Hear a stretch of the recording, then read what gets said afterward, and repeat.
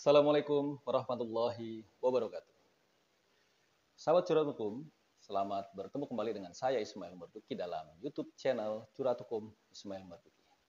Di kesempatan kali ini, materi yang akan saya sampaikan adalah tentang hak-hak pekerja yang berkaitan dengan adanya pemutusan hubungan kerja yang sering kita dengar tentang pesangon. Apa itu pesangon? Nanti akan saya sampaikan dalam materi singkat ini. Namun sebelumnya, mohon kesediaan sahabat Curhat Hukum untuk like, subscribe, komen, dan juga share.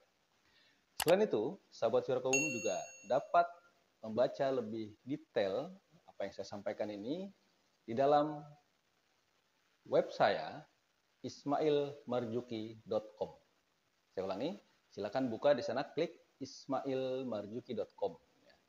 Nah, sahabat Curhat Hukum, seorang pekerja yang terkena PHK atau pemutusan hubungan kerja tentunya bertanya-tanya tentang hak-hak apa saja yang dapat diterima oleh pekerja tersebut.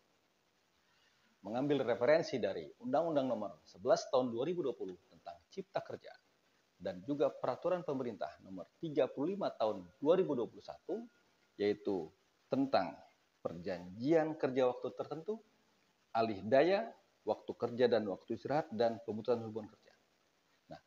Di peraturan-peraturan ini disebutkan hak-hak bagi seorang pekerja ketika di PHK. Apa itu? Yang pertama adalah hak untuk mendapatkan uang pesangon. Yang kedua adalah hak untuk mendapatkan uang penghargaan masa kerja. Yang ketiga adalah hak untuk mendapatkan uang penggantian hak yang seharusnya diterima. Dan yang keempat adalah uang pisah.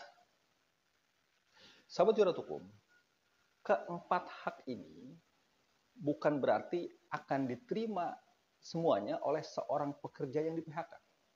Akan tetapi bergantung pada pasal apa yang dikenakan berkaitan dengan PHK tersebut.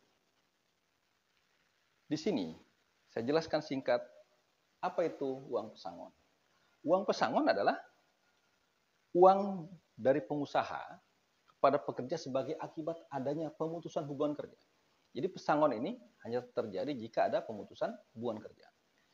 Lalu apa itu uang penghargaan masa kerja? Yaitu penghargaan pengusaha kepada pekerja yang dikaitkan dengan lamanya masa kerja dan diberikan ketika terjadi pemutusan hubungan kerja. Lalu apa itu uang penggantian hak? Uang penggantian hak adalah uang atau upah sebagai pengganti hak pekerja yang belum diambil selama masa kerja. Nah, di sini untuk uang penggantian hak itu ada berupa cuti tahunan yang belum diambil dan belum gugur. Jadi kalau seorang pekerja memperoleh hak cuti 12 hari tetapi belum diambil dalam tahun tersebut dan belum gugur, maka hak cuti itu dapat diuangkan. Yang berikutnya adalah sebagai uang penggantian biaya atau ongkos pulang untuk pekerja dan keluarganya ke tempat di mana pekerja diterima bekerja. Dan yang ketiga adalah hak-hak lain yang ditentukan dalam perjanjian kerja, peraturan perusahaan atau perjanjian kerja bersama. Nah, sedangkan uang pisah itu belum tentu diberikan kepada pekerja lain. Uang pisah ini diberikan dalam hal terjadi PHK karena sebab tertentu.